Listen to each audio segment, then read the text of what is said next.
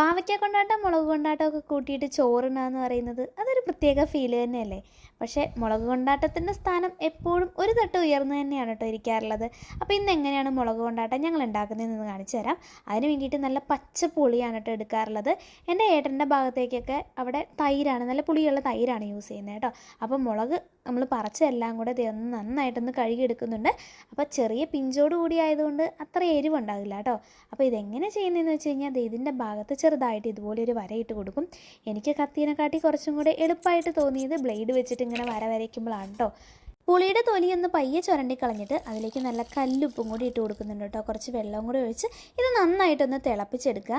നന്നായിട്ട് വെന്ത് കഴിയുമ്പോൾ അതൊന്ന് കൈ കൊണ്ട് തന്നെ ഒരതി ഉടച്ചിട്ട് അതിൻ്റെ ചാറുതേ ഈ മുളകിലേക്ക് നന്നായിട്ടൊന്ന് തിരുമ്മി വെക്കുക കേട്ടോ. പിന്നെ ഇതൊന്ന് വേവിച്ചെടുക്കുക. എന്നിട്ട് നമുക്ക് സാധാരണ പോലെ തന്നെ ഉണക്കിയെടുത്ത് വറുത്ത് കഴിക്കാം കേട്ടോ. അപ്പോൾ നിങ്ങളുടെ നാട്ടിലേക്ക് എങ്ങനെയാണ് ഈ സാധനം ഉണ്ടാക്കുന്നതെന്നൊന്ന് കമൻറ്റ് ചെയ്യണം.